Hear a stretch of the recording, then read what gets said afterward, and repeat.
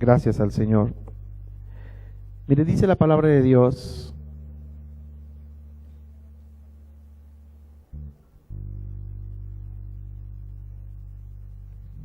en 2 de Samuel, capítulo 6. 2 de Samuel, capítulo 6. El viernes yo les pedí a algunos hermanos que leyeran esta palabra. ¿Cuántos leyeron esta palabra en casa? Bueno, supongo que son de los que vinieron el viernes. Así que hoy lo vamos a repetir. Dice la palabra de Dios: David volvió a reunir a todos los escogidos de Israel, 30,000. Y se levantó David y partió de Baala de Judá con todo el pueblo que tenía consigo, para hacer pasar de allí el arca de Jehová de Dios, sobre la cual era invocado el nombre de Jehová de los ejércitos, que mora entre los querubines. Amén. ¿Dónde mora? Dice aquí que ¿dónde mora el Señor? Entre los querubines, dice, ahí en el arca, es en el arca de Dios. Pusieron el arca de Dios sobre un carro nuevo y la llevaron de la casa de Abinadab, que estaba en el collado, y Usa y Ahío son sus hijos. Los hijos de Abinadab guiaban el carro nuevo. Ellos eran los levitas, sacerdotes, ellos eran encargados.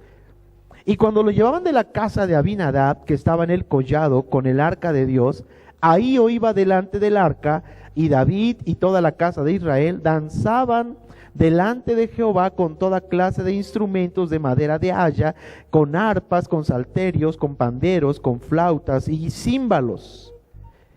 Imagínense por un momento la escena. Era un desfile, era un gozo, alegría, llevar el arca del Señor, amén, de casa de uno de los sacerdotes, donde había permanecido ahí por años, 20 años, había estado allí en casa de Abinadab y sus 2 hijos, y la sacaron de ahí para llevarla a casa de David, y la llevaban, y David, sabiendo de qué se trataba, sabemos que el rey David era un hombre apasionado por Dios, amén. Él entendía perfectamente el significado de llevar la presencia del Señor. Leímos antes que dice que la presencia del Señor estaba en esa arca, no contenida ahí, sino que el Señor hablaba por ese medio al pueblo. Amén. Entonces el rey David iba danzando con gozo, con júbilo. Por eso es que aquí danzamos y le danzamos al Señor, y yo les animo y les invito para que comprendamos por qué lo hacemos y por qué tiene que hacerlo con gozo y con alegría. Eso lo hace el que entiende las cosas espirituales. El que entiende, el que empieza a tener una relación con el Señor, se da cuenta que es un privilegio, es un honor poder invocar el nombre del Señor y que Él se manifieste. Amén. Porque algo sucede en una vida cuando el Señor está en casa. Algo pasa y yo quiero arriesgarme a que pase algo conmigo, por eso vengo a este lugar. Amén. Por eso es que danzamos, aparte de que declaramos victoria y declaramos bendición, porque el Señor ya hizo algo en nuestras vidas. Desde que llegamos está hecho el milagro. Así que mis hermanos, David lo sabía, él entendía, él sabía la gran bendición, aunque no se imaginaba lo que iba a pasar. Escúcheme, no se imaginaba lo que iba a pasar, pero él se sentía honrado. Era un privilegio tener la presencia del Señor en mi casa. Diga conmigo, en mi casa.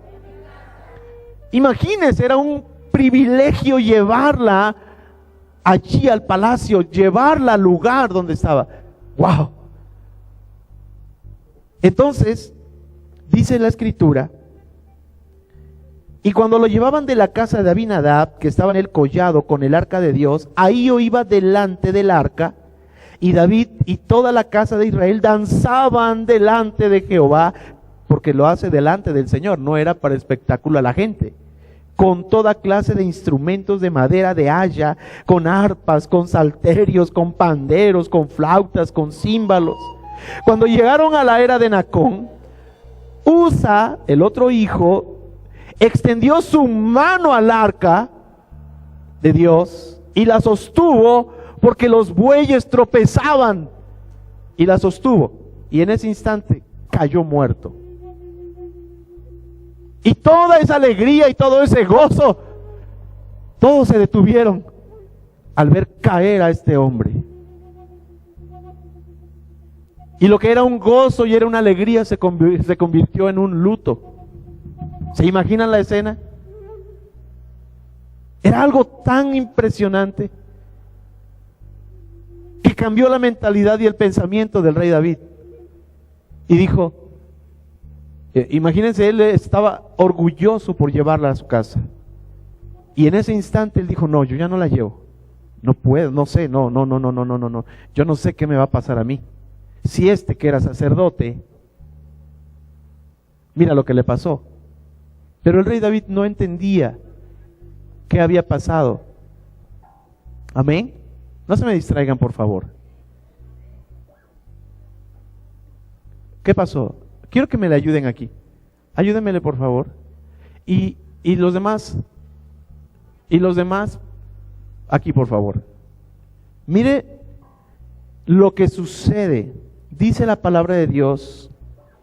Y el furor de Jehová se encendió contra Usa, y lo hirió allí Dios por aquella temeridad, y cayó allí muerto junto al arca de Dios. Y se entristeció David, después de que estaba con gozo impresionante, se entristeció por haber herido Jehová a Usa, y fue llamado a aquel lugar Pérez Usa hasta hoy. Y temiendo, fíjese el sentimiento que cambió, temiendo David, no quiso traer para sí el arca de Jehová a la ciudad de David, y la hizo llevar David a casa de Obed-edom geteo. Y estuvo el arca de Jehová en casa de Obed-edom geteo 3 meses, y bendijo Jehová a Obed-edom y a toda su casa. Amén. Y estuvo el arca de Jehová en casa de Obed-edom geteo 3 meses, diga conmigo 3 meses, y bendijo Jehová a Obed-edom y a toda su casa. Usted va a continuar leyendo en casa, y efectivamente el Señor bendijo a Obed-edom, a sus hijos, a todos sus parientes, a su casa, tanto que este hombre, me imagino que al principio también supo lo que había pasado, porque estaba ahí. No creo que él estaba distraído y lo van a llevar a una casa donde, oye, te traemos el arca, pero ¿por qué a mí o qué? ¿Por qué? No, él estaba ahí, pero tomaron la decisión. Yo pienso que Obed-edom era un hombre de buen testimonio, no la van a llevar a cualquiera. No, pues ahora al que vaya pasando por acá se la damos. No. Y digo no, porque yo quiero que sepan que en 1 Samuel 6, precisamente, allí hay una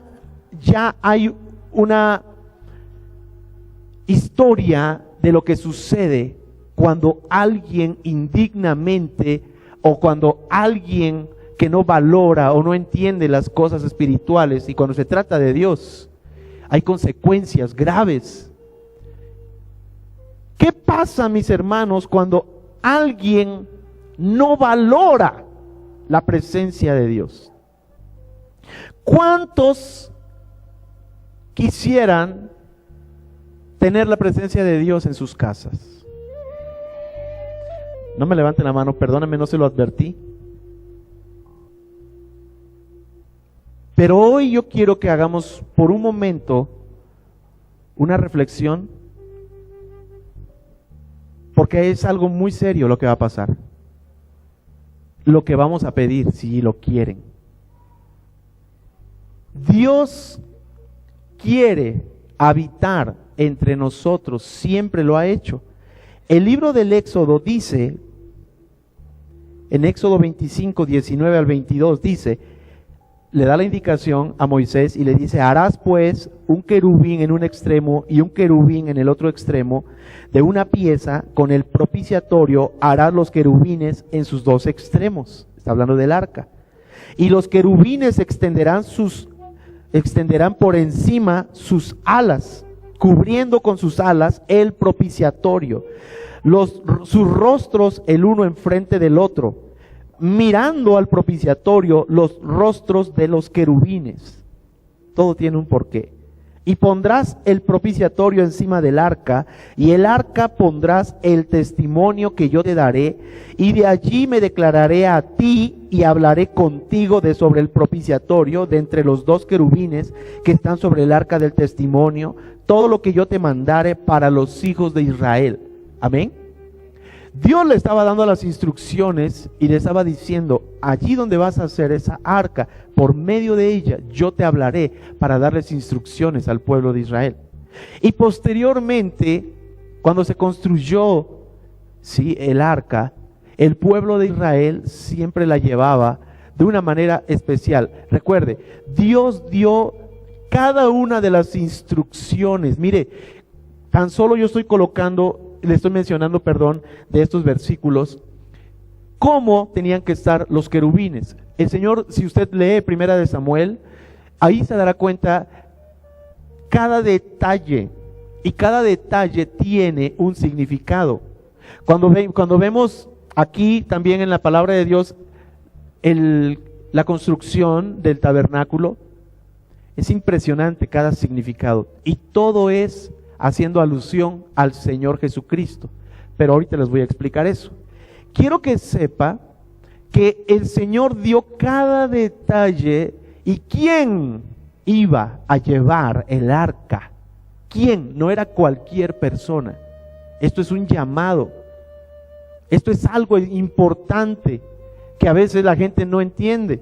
Y quiero solamente hacer una mención acerca de lo que le pasó a Usa, el hijo del sacerdote de Abinadab. ¿Qué fue lo que pasó? ¿Por qué? Yo no sé si usted se lo ha preguntado. ¿Por qué murió? ¿O se lo preguntó cuando lo leyó? Bueno, en el principio el Señor, como nos damos cuenta, da instrucciones muy específicas de cómo se iba a construir el arca de Dios y los materiales y lo que iba a contener dentro. ¿Y cómo se iba a transportar esa arca?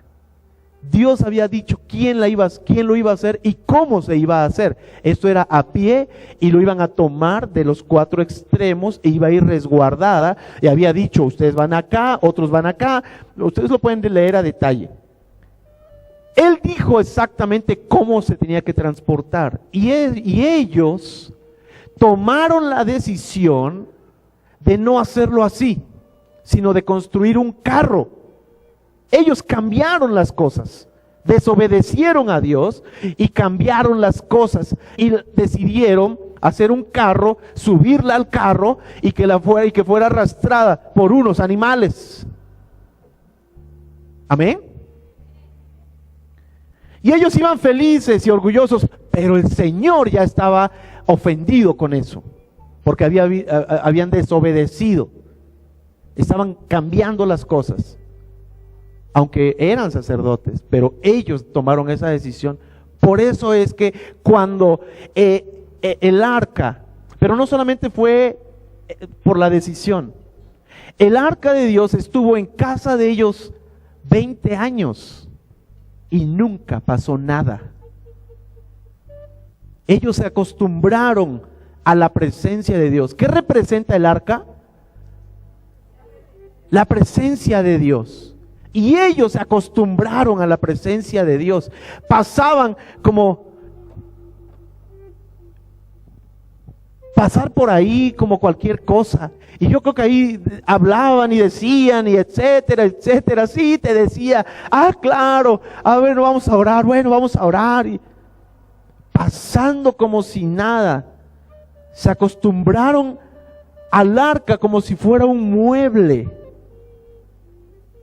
Ya no tenían interés, ya no tenían intención. De lo contrario, el Señor les hubiera hablado y les hubiera indicado cómo tenían que hacer las cosas. ¿Me explico, iglesia? Todo esto puede suceder, claro, a ellos les pasó siendo sacerdotes de Dios. Se acostumbraron a la presencia de Dios. Diga conmigo, se acostumbraron a la presencia de Dios. Y ya no la tomaban en cuenta. Y yo quiero decirles, 20 años estuvo ahí. Por eso es de que cuando este hombre vio que iban ahí delante de los hombres, ellos eran los representantes, y el rey David los veía a ellos con respeto porque eran los hombres de Dios. Y nosotros a veces nos damos cuenta de que, es el hombre de Dios, pero no sabemos lo que hay dentro del corazón de cada persona. David los veía con ese respeto, pero por eso se entristeció su corazón, porque vio que su amigo había muerto, el sacerdote, o el hijo del sacerdote había muerto. Pero es que al momento de que el arca se iba a caer, la sostuvo como sostener cualquier mueble. Y el furor de Dios cayó sobre él. Esto es muy serio. La presencia de Dios es muy, muy en serio y muy serio. Amén. ¿Qué pasa? Yo les decía, David estaba feliz porque iba a llevar la presencia de Dios, como ahorita les pregunté. ¿A alguno le gustaría? La gran mayoría, sí. Pero cuando David se dio cuenta de la seriedad, él dijo, no, yo no, yo no la llevo a mi casa. Porque sintió temor. Él, que era un hombre temeroso de Dios, que era un hombre que veneraba, que amaba a Dios. ¿Sí me estoy dando a entender, iglesia, lo que le quiero decir? Y él mismo dijo, no, yo no la llevo. Es que no es nada más decir, sí, dámela, yo me la llevo como un mueble, como un premio, como un trofeo. No, hermanos, no es así. No es así. Y esta tarde yo quiero decirle, Dios quiere habitar en nuestras casas. Dios quiere habitar en nosotros. Él quiere. Pero ¿cuántos realmente están dispuestos a llevarlo, a abrirle el corazón, a abrirle la casa? Mis hermanos, cuando David dijo no y que la llevaran a casa de Obed-edom, este hombre no se rehusó. Él dijo, está bien, aunque sintió, yo creo que también sintió temor. Y tampoco se imaginaba lo que iba a pasar. Pero él sabía que era la presencia de Dios. Y más de ver lo que había pasado, no era una coincidencia. Como nosotros, hermanos, vemos lo que pasa en este lugar, los milagros, las sanidades, eso es la presencia de Dios en este lugar. Eso es lo que representa y no nos podemos acostumbrar desde allá. Damos gloria al Señor por lo que está haciendo.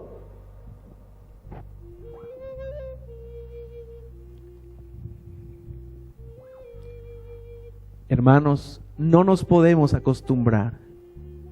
Cuando yo estaría en su lugar, estaría, gloria al Señor, gloria a Dios. Me permite ver un milagro porque la gloria de Dios está en esta casa, porque no lo está haciendo que está al frente. Es Dios el que obra en cada vida, el que obró, el que dio vida a ese vientre, el que está haciendo la obra, el que quita una masa, el que ha sanado de cáncer, el que ha sanado de toda enfermedad en este lugar. Es el Señor el que lo hace. ¿Cómo poder acostumbrarse? ¿Cómo poder quedarse ahí sentado nada más sin siquiera aplaudirle y decirle gracias Señor por todo lo que tú haces en esta casa, por lo que me permites ver siendo indigno, pero aquí estoy Señor? Gracias Señor, porque después me va a tocar a mí, o aún decir Señor, si se lo diste a ella, yo también lo quiero, y no quedarse.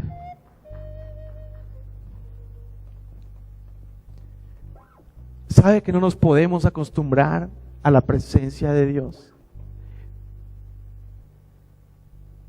Y Obed-edom, cuando recibió el arca, yo creo que la puso en el mejor lugar de su casa.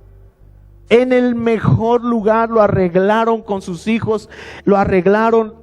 hicieron lo mayor que se pudiera, porque yo creo que se sintió indigno de que llegara a la presencia de Dios, sabiendo todo lo que había pasado, cómo había defendido al pueblo de Israel durante generaciones, cómo la voz de Dios salió de ese lugar, salió para hablarle a Moisés y dirigir al pueblo.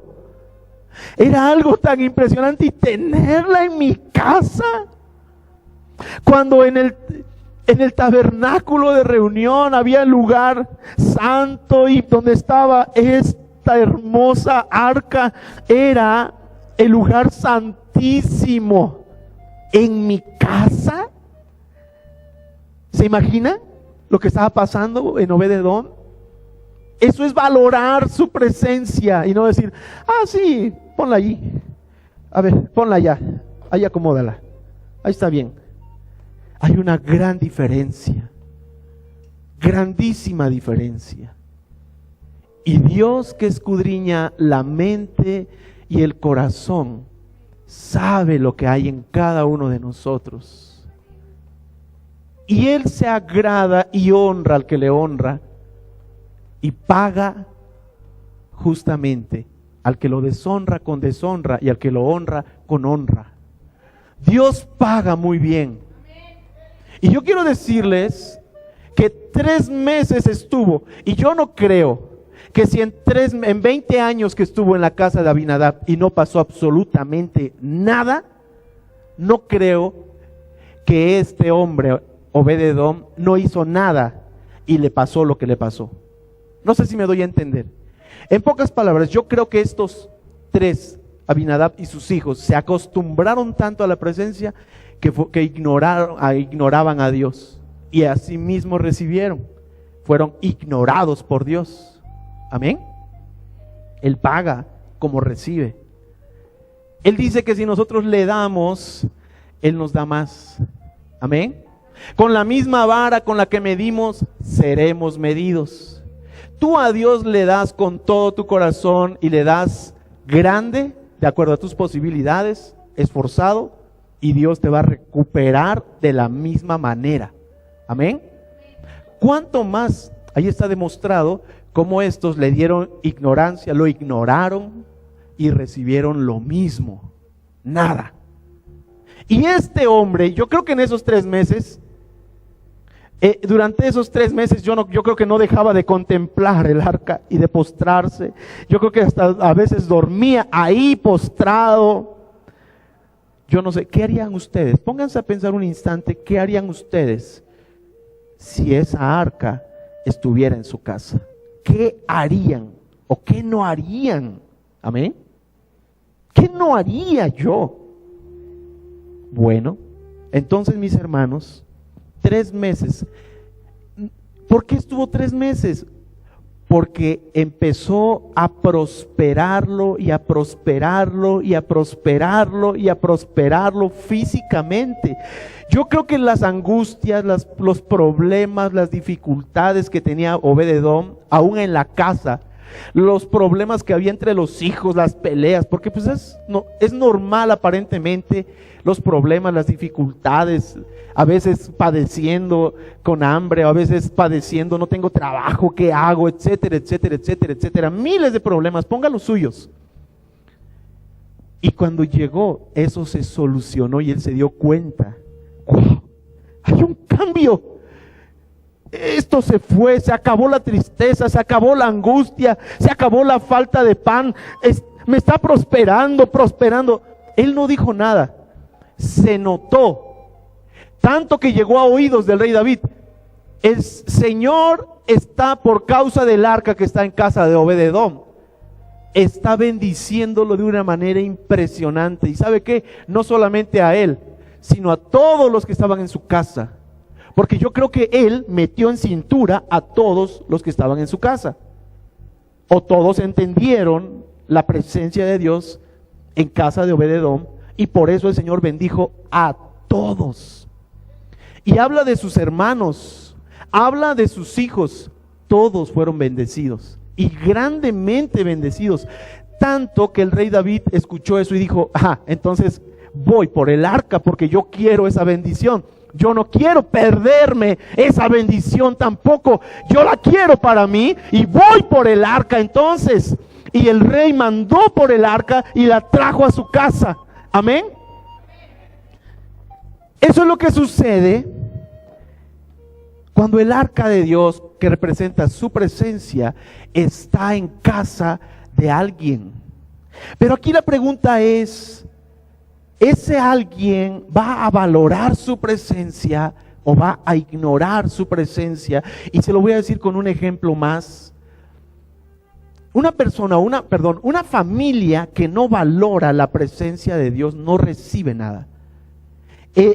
El profeta Elí, ¿se acuerdan de Elí? En Primera de Samuel habla acerca del profeta Elí, el sacerdote Elí con sus 2 hijos. Ellos ignoraron completamente la presencia de Dios. 40 años estuvo allí, él sirviendo en la casa del Señor, y 40 años ignoraron la presencia del Señor. Y el Señor también lo ignoró, tanto que no le habló durante 40 años. Nunca le habló a Elí. Cuando llegó Samuel desde niño, porque ¿recuerdan cómo llegó Samuel? ¿Alguien sabe cómo llegó Samuel ahí con el sacerdote? Samuel es hijo de Ana. Ana es una estéril que llegó a clamar a Dios y le dijo, dame un hijo varón y yo te lo consagro. Y Dios le dio no solo un hijo, le dio más hijos. Porque Dios escucha el corazón y Él sabe cuando alguien es honesto, cuando alguien lo dice confiando en Él. Y cuando le da el hijo, él dice, aquí te lo traigo. Lo destetó y lo llevó ya listo y le trajo ofrenda. No solamente fue con el hijo y dijo, no Señor, yo te dije el hijo y confórmate porque es mucho. No, ella llevó su ofrenda especial, llevó al niño y su ofrenda a la casa del Señor y dijo, aquí, tú cumpliste, yo cumplo, Señor. Ahí está mi hijo. Y ella no esperaba más hijos, ella solamente vio el milagro de Dios y Dios le recompensó con más hijos. Amén. Yo no sé, iglesia, si no me está poniendo atención o no me están escuchando o están en shock. Pero yo quiero que sepa, hoy va a pasar algo hermoso en nuestras vidas. Así que no se me asuste y mejor emociónese porque lo que va a hacer el Señor es impresionante. Así que mis hermanos, Dios bendice cuando alguien va a Él con un corazón creyendo y con un corazón limpio. Él bendice. A esta mujer Ana la bendijo, amén. El Señor le empezó, mire que el Señor quería hablar. Dios quería hablar a su pueblo, pero no podía hacerlo por medio del sacerdote, aunque era el sacerdote. ¿Por qué? Porque como les comento, a veces vemos a la persona y, es el pastor. Hermanos, pero hay que ver el fruto. Y lo digo abiertamente, hay que ver el fruto. Que realmente Dios le hable a esta persona. Porque si no es así, cuidado. Cuidado porque su salvación está en riesgo, su vida espiritual está en riesgo y viceversa. ¿Ustedes creen que estando en un tiempo con Aminadab era lo mismo que estar en un tiempo con el rey David, por ejemplo? Que son 2 cosas diferentes, pero vamos a suponer con Samuel. Son 2 sacerdotes. Era lo mismo estar en el tiempo de Samuel y esperar a que el Señor les hablara y todo, y era bendición directa de Dios, palabra de Dios, sabían que venía de Dios, o una persona que solamente inventaba y decía o no pasaba nada. ¿Creen que es lo mismo? No es lo mismo, hermanos. Por eso debemos estar atentos y buscar un lugar donde realmente Dios tiene el control de ese lugar, porque eso es garantía de que ustedes van a estar bien, ustedes van a prosperar. Amén. Y mis hermanos, yo quiero decirles, Elí no valoraba al Señor. Y Dios le empezó a hablar a este niño. Porque si alguien se rehúsa, él busca a otro y él no tiene prisa. Yo entiendo eso. Yo no me afano con el tiempo, yo no digo, ay Señor, es que el tiempo se acerca. Bueno, ¿quién te dijo? ¿Quién me dijo? Yo no me preocupo por el tiempo. Es que dicen que el tiempo ya se acerca, Señor, tu venida.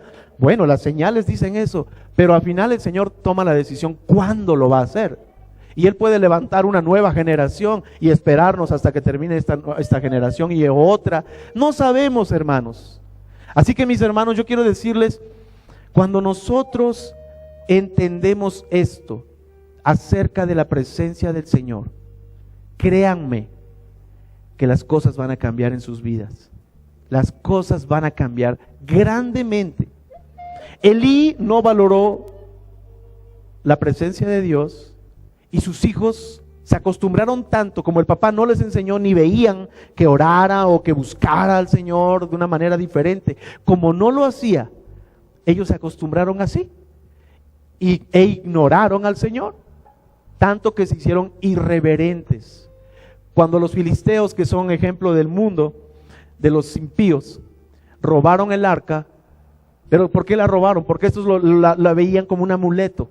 Cuando salieron a la guerra y resulta que ellos sacaron, pues vamos por el arca para que el Señor nos defienda. Aparentemente era una fe buena, pero era errada, era equivocada. ¿Sí me doy a entender?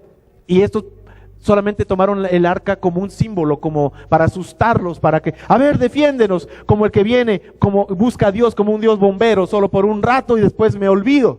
Así eran los hijos de Elí, y Dios no se agrada de esa gente. Y cuando llegan, les quitan el arca. Para los filisteos, que tampoco entienden eso, era un trofeo, simplemente era, les quitamos su Dios, ahora sí se quedaron desamparados. Pero lo que nunca se imaginaron era todo lo que el Señor iba a hacer, porque no era un mueble, era la presencia de Dios en ese lugar. ¿Qué pasó? Resulta que el Señor envió plagas, envió pestes, enfermedades, tumores sobre ellos. Y voy a reiterar algo que a lo mejor a muchos ya les está molestando, pero lo voy a reiterar. En 1 Samuel 6 dice, los filisteos devuelven el arca. Estuvo el arca de Jehová en la tierra de los filisteos 7 meses. Ya no sabían qué hacer con ella, que la mandaban a un pueblo y la mandaban a otro y la mandaban a otro. Ya no querían tener ahí el arca de Dios. ¿Por qué? Porque donde llegaba causaba males para ellos. Eso es lo que puede causar cuando alguien no aprecia ni valora la presencia de Dios. Males puede haber en su casa. Amén. Porque estamos actuando de la misma manera. Y ellos fueron a visitar a sus sacerdotes y les preguntaron, ¿qué tenemos que hacer? ¿Qué tenemos que hacer? Pues devuelvan el arca, devuélvanla y hagan una ofrenda al Señor. Mire que esos impíos sabían cómo paraban lo que aprendimos hoy en la mañana. Cómo parar la mortandad. Cómo parar el furor del Señor. Y dijo, hagan tumores de oro. Hagan, y empiezan a dar una instrucción de lo que haréis, pues, figuras de vuestros tumores y de vuestros ratones que destruyen la tierra, acerca de las plagas. Háganlas de oro y pónganlas sobre este carro y mándenlas, que se vaya el arca. Y no quiero ahondar más en ese detalle, quiero que usted lo lea en casa, 1 Samuel 6, primera y segunda. Y mis hermanos, ellos entendieron lo que tenían que hacer y paró. Amén. ¿Cuánto más para sus hijos? ¿Cuánto más para sus hijos? Haciendo referencia a lo que aprendimos esta mañana, que cuando venimos con un corazón arrepentido y traemos una ofrenda especial a Dios, se para esa maldición. Amén. Te lo reitero. Y esta mañana hicimos un compromiso, los que estuvieron en la mañana, de que el día jueves o el viernes, primeramente vamos a pedirle perdón a Dios, venimos con arrepentimiento, y también le vamos a traer una ofrenda especial al Señor el día jueves o el viernes o el domingo. Así que, hermanos, ustedes tienen la invitación abierta también para hacerlo si quieren, si creen, para cancelar toda maldición que haya sobre nosotros, las puertas cerradas se abran, etcétera. Y mis hermanos, Con esto voy a terminar. ¿Qué representa el arca de Dios en nuestros tiempos? No tenemos un arca. ¿Amén? No tenemos un arca. El arca del pacto representa a nuestro Señor Jesucristo. El arca del pacto representa a nuestro Señor Jesucristo. ¿Amén? Esa arca hablaba, era un símbolo del Señor Jesucristo. Pero ahora tenemos al Señor Jesucristo. Él ya vino, ya murió y resucitó. Y Él vive y reina. Y ahora es ese el arca para nosotros en esta generación. ¿Y qué tiene que ver entonces? Mucho. La palabra de Dios nos enseña, el libro de Hebreos dice, ahora bien, Hebreos 9, ahora bien, aún el primer pacto tenía ordenanzas de culto y un santuario terrenal. Amén. Porque el tabernáculo estaba dispuesto así. En primera parte, llamada el lugar santo, estaban el candelabro, la mesa y los panes de la proposición. Tras el segundo velo estaba la parte del tabernáculo llamada el lugar santísimo, el cual tenía un incensario de oro, y el arca del pacto cubría de oro por todas las partes, en la que estaba una urna de oro que contenía el maná, la vara de Aarón que reverdeció y las tablas del pacto. Amén. Y sobre ella los querubines de gloria que cubrían el propiciatorio. Estoy leyendo el Nuevo Testamento, estoy leyendo Hebreos 9. En la primera parte del tabernáculo entran los sacerdotes continuamente para cumplir los oficios del culto. Pero en la segunda parte, solo el sumo sacerdote una vez al año, no sin sangre, la cual ofrece por sí mismo y por los pecados de ignorancia del pueblo, dando el Espíritu Santo a entender con esto que aún no se había manifestado el camino al lugar santísimo. Amén. Entre tanto que la primera parte del tabernáculo estuviese en pie, lo cual es símbolo para el tiempo presente, según el cual se presentan ofrendas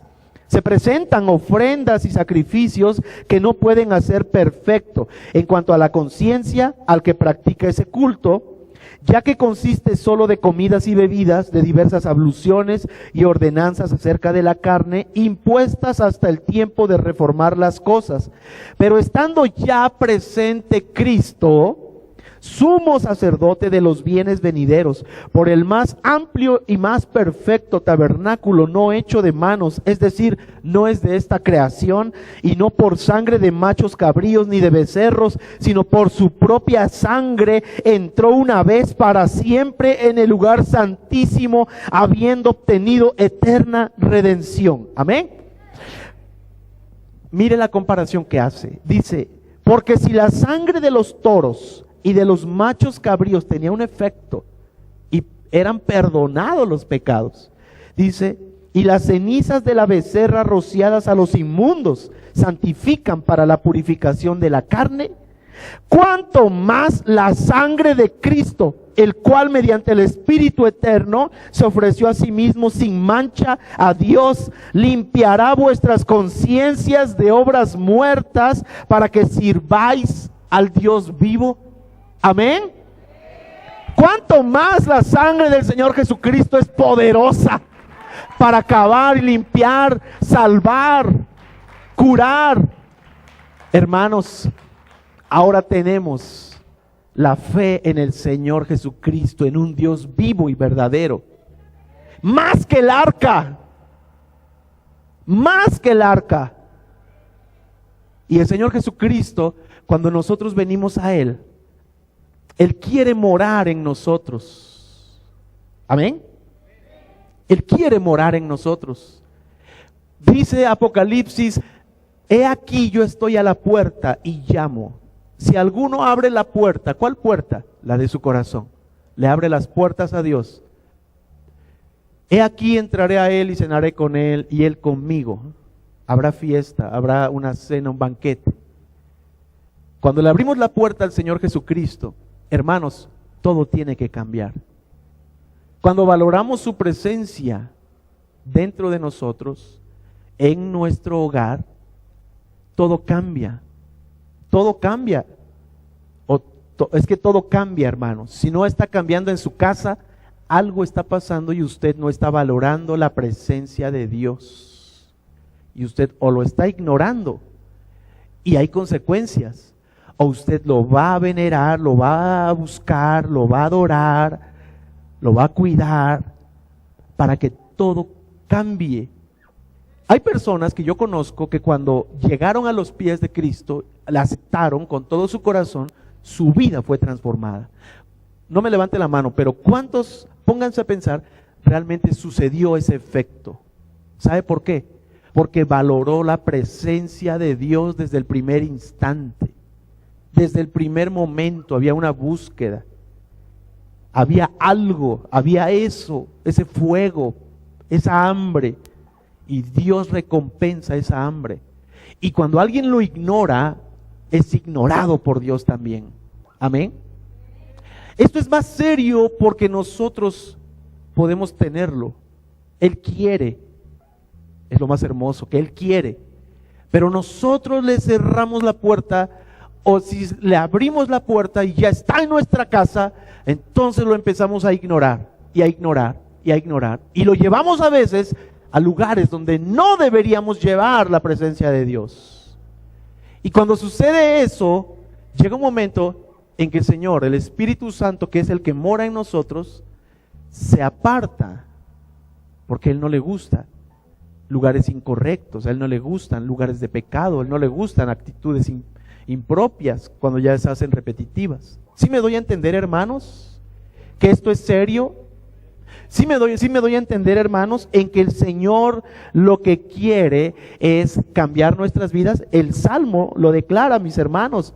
El Salmo dice así,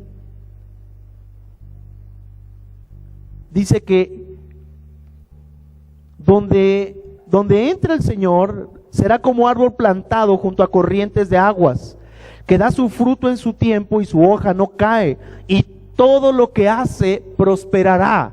Amén. Dios quiere bendecir. Todo lo que hagas va a prosperar. Tú vas a ser ejemplo, tú vas a ser diferente. La gente va a desear ser como tú. Todos, ¿por qué? Porque lo que tienes en tu casa es la presencia de Dios. Y cuando la verdadera presencia de Dios está ahí, todo tiene que cambiar. Todo tiene que cambiar. No es porque yo sí, porque él no, o viceversa, porque él sí, porque yo no. Ahí está la respuesta. No estás valorando la presencia de Dios, o no está la presencia de Dios en tu casa, ni en tu vida.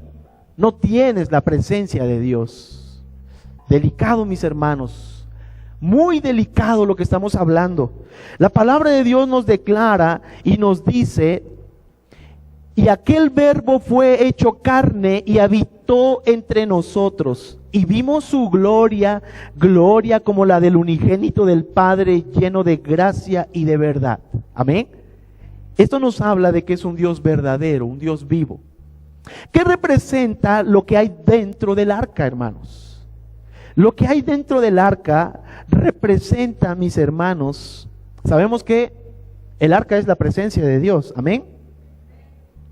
Y lo que hay dentro del arca, mis hermanos, que era, ustedes saben que había las tablas de la ley. Las tablas de la ley, ¿sabe por qué estaban allí? Porque cuando las pusieron, el Señor, lo que representan es que la palabra de Dios debe estar en todo tiempo en la vida de cada hijo de Dios. En todo tiempo. Colosenses lo habla y lo dice, que la palabra de Dios abunde en nosotros, que abunde la palabra de Dios. Hoy me gustó lo que decía el pastor Ricardo: así como su identificación, así cargue su Biblia y léala en todo tiempo. Es así de necesaria, mis hermanos. Así de necesaria es la palabra de Dios en cada uno de nosotros. Amén. Llegó el momento, mis hermanos, de tomar decisiones drásticas y de dejar de ignorar a Dios, porque lo hemos estado haciendo y nos hemos estado distrayendo y ocupando en cuantísima cosa, y hemos descuidado la presencia de Dios. Los jóvenes hasta por las tareas dejan la presencia de Dios, por fiesta, por amistades, por citas, por ir al cine. dejan la presencia de Dios. Esto es urgente. Tenemos que aprender a conservar la presencia de Dios. Tenemos que aprender a valorar la presencia de Dios, que es muy real. Y nosotros somos los primeros en decir que es real la presencia de Dios. Esta iglesia es testigo de la realidad de la presencia de Dios. No podemos desmentir ni podemos ignorar que la presencia de Dios existe, que la presencia de Dios está entre nosotros. No lo podemos ignorar, hermanos. Y yo creo que a partir de hoy tenemos que tomar decisiones. Elí, a pesar de que fue avisado por Dios, ni siquiera se arrepintió. Les aseguro que si él se hubiera arrepentido, el Señor hubiera parado el juicio que había desatado. Tus hijos van a morir por irreverentes. Tú vas a morir porque no les estorbaste nunca. A Dios le ofendió que nunca dirigió a sus hijos. Nosotros padres somos administradores de nuestros hijos. Somos administradores y vas a entregar cuentas de tus hijos. Así que más vale que desde pequeños los empiece los que tienen la oportunidad. Y los que no, pídale al Señor sabiduría y ore por ellos para que entren al camino del Señor. Pero pidámosle perdón al Señor si no lo hemos hecho correctamente. Y mis hermanos, Elí no les estorbó a sus hijos, esos que son consentidores, mejor dicho. Papás que no les dicen nada a sus hijos, los está echando a perder. Estórbelos, porque les va a tomar cuentas el Señor. Y mis hermanos, yo quiero decirles, Elí recibió un juicio. Sus hijos recibieron un juicio y lejos de que él dijera, no Señor, no sea así, perdóname, voy a reivindicarme Señor. Él dijo, pues Él es Jehová, Él es Dios, que haga como a Él le parezca. Y así a veces están pensando, yo no, así están pensando algunos. Y hermanos, yo quiero decirles el día de hoy, esto es muy serio. Y yo creo con todo mi corazón que lo que está saliendo de mi boca no es parte mía. El Señor está airado con algunos de ustedes, porque solamente han estado jugando con Él. Lo han estado ignorando. Y llegó el momento que tomen una decisión radical con el Señor. Que empiecen a tomar decisiones y a reivindicarse delante de Dios. Y le digan al Señor, perdóname Señor, porque te he ofendido. Han ofendido al Señor. Lo han ofendido y muy feo. En las casas no hay presencia de Dios. Por eso no ven la bendición. Y no esperen un juicio de parte del Señor. Hoy es la oportunidad grande de parte del Señor. Que se postren delante de Él y le pidan perdón. Y a partir de hoy Él puede hacer un cambio completo. Y Él quiere ver la bendición. Él quiere bendecirlos, iglesia. A todos por igual. Grandemente y abundantemente, pero ustedes han parado la bendición porque no lo han tomado en serio. No lo han tomado en serio, están jugando con la presencia de Dios. Y el Señor está airado con eso.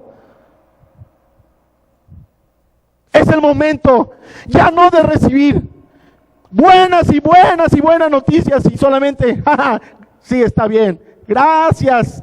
Es el momento de levantarse y poner orden en sus vidas y empezar a caminar como Él quiere a partir del día de hoy.